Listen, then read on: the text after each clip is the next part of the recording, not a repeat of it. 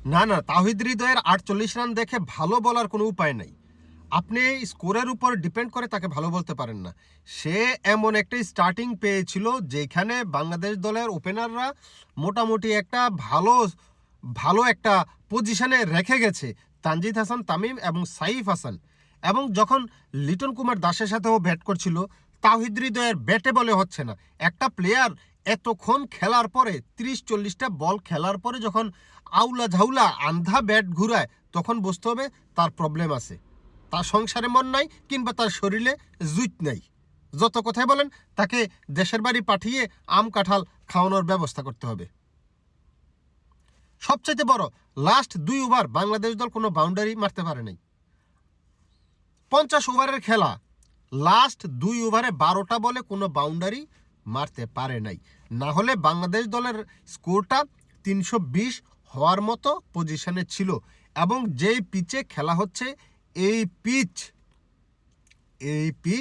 300 থেকে 320 রানের এই পিচ, 300 রান অনায়াসে এটাতে হয়। আমি বলবো বাংলাদেশ 15 থেকে 20 রান মিনিমাম কম করেছে এবং বাংলাদেশ দলের এই 15 থেকে 20 রান করার মতো অবস্থা ছিল। সাদাকে সাদা, কালোকে কালো বলিব। সাদাকে কালো, কালোকে সাদা বলিতে পারিব না। আইসক্রিম ব্যতীত কারো পা চাটিতে পারিব না। Hello viewers, it's me Roni bro, welcome to another new video. কথা বলছিলাম বাংলাদেশ এবং পাকিস্তানের মধ্যে 3 নম্বর ওয়ানডে ম্যাচ এবং অঘোষিত ফাইনাল ম্যাচ। যেহেতু এর আগে 2টা ম্যাচের ভিতরে বাংলাদেশ একটা ম্যাচ জয়লাভ করেছে, পাকিস্তান একটা ম্যাচে জয়লাভ করেছিল। 1-1 সিরিজে এখন সমতা। আজকের এই শেষ ওয়ানডে ম্যাচে যেই দল জিতবে সেই সিরিজ জয়ের স্বাদ পাবে। কথা হচ্ছে বাংলাদেশ কেমন খেললো। এই যে 290 রান করেছে এবং পাকিস্তানকে 291 রানের টার্গেট দাঁড় করিয়েছে পাকিস্তানের জন্য, সেটা কেমন হলো এবং কিভাবে হলো দেখেন। বাংলাদেশ দল ওপেনিংয়ে সেম পজিশন রাখছে এবং একাদশেও সেম দলই রেখেছে। তানজিদ হাসান তামিম অসাধারণ খেলেছে, 107 রান 107 বলে, যার মধ্যে 8 বারের জন্য সে আকাশপথ ব্যবহার করেছে এবং 7 বারের জন্য সে স্থলপথ ব্যবহার করেছে। এবং তার যেই স্বস্তিমূলক ব্যাটিং, তার যেই কি বলে, সহজে মনে হয় যে 4-6 পাচ্ছিল এবং একেবারে নিট অ্যান্ড ক্লিন যেটাকে বলে, ক্লিয়ার কাট খেলা যেটাকে বলে, সেটাই কিন্তু তামিম খেলেছে। এবং তাকে যোগ্য সঙ্গ দিচ্ছিল সাইফ হাসান। সাইফ হাসানও ভালোই খেলছিল, কিন্তু সাইফ হাসান এই যে এতগুলা বল খেলার পরে এই যে 30-35 রানে আউট হয়ে যাওয়া, ইনিংসটাকে লম্বা করতে না পারা, এটা সাইফেরই দোষ। কারণ এতগুলো বল খেলার পরে তারপরে যদি আপনার ব্যাটে বলে না হয়, তাহলে তো আর কিছু করার নাই।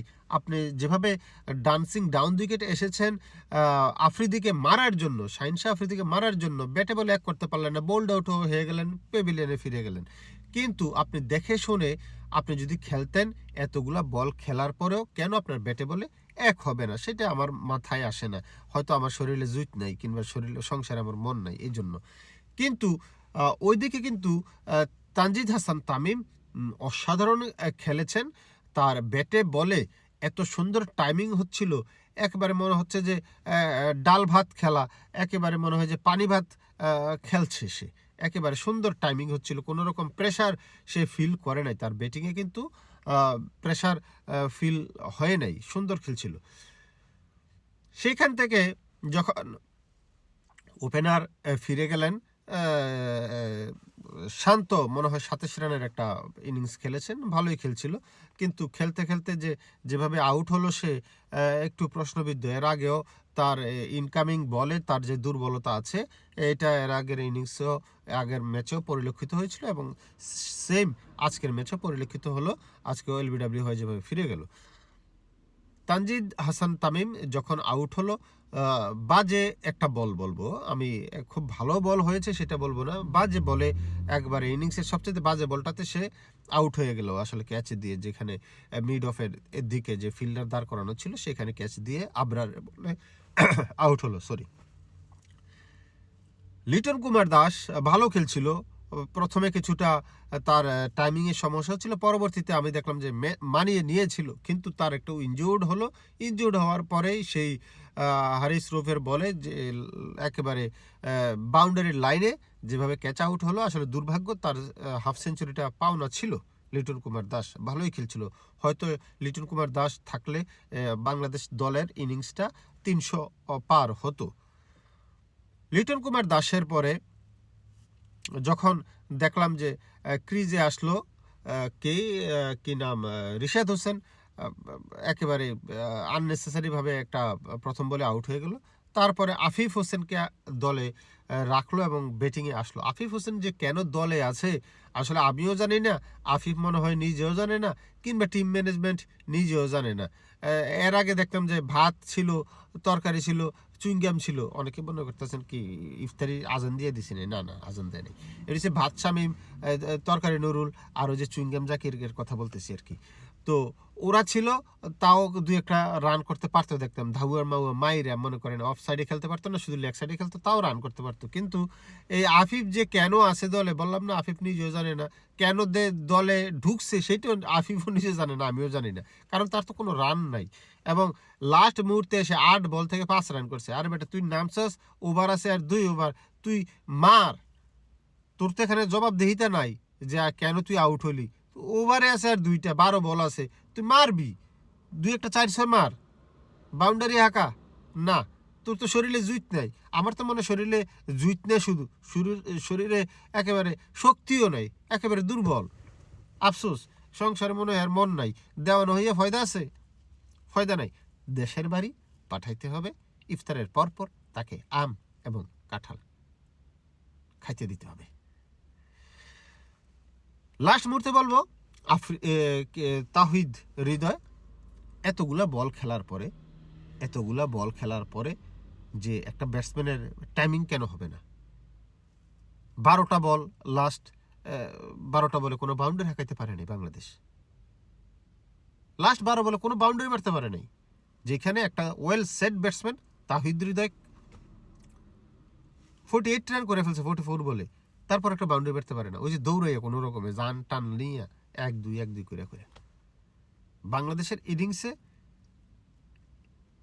মাত্র ছক্কা হয়েছে 8টা, তার মধ্যে তানজিদ হাসান তামিমি মারছে 7টা, আর একটা লিটন কুমার দাস, আর তো কেউ ছক্কাই মারতে পারেনি। বাংলাদেশ ইনিংসে 14টা 4, তার মধ্যে 7টা 4ই মেরেছে তানজিদ হাসান তামিম। 100 সম্ভবত 100 বা 101-2 রান আসছে বাউন্ডারি থেকে। লাস্ট মুহূর্তে বাংলাদেশ দল বাউন্ডারি মারতে পারেনি। এই জায়গাটায় বাংলাদেশ দল পিছিয়ে গেছে। লাস্ট 10 ওভার বাংলাদেশ দল ভালো রান করেছে, 213 রান থেকে 90 রান পর্যন্ত গিয়েছে, 290 রান। কিন্তু ওই যে লাস্ট 2 ওভার 3 ওভার রান করতে পারেনি বাংলাদেশ, যেটা করার দরকার ছিল। আরও 20টা রান বাংলাদেশ দলের বেশি হতো। এনিওয়ে, যে এই পিচে আসলে ডিমান্ডই আমার কাছে মনে হয় যে 300 রান, 300 থেকে 310 রান হলে ভালো হতো। বাংলাদেশ দল মনে হয় 15 থেকে 20টা রান আমার কাছে মনে হয় যে কম করছে। এখন দেখার বিষয়, পাকিস্তানের সামনে 291 রানের টার্গেট কি করতে পারে।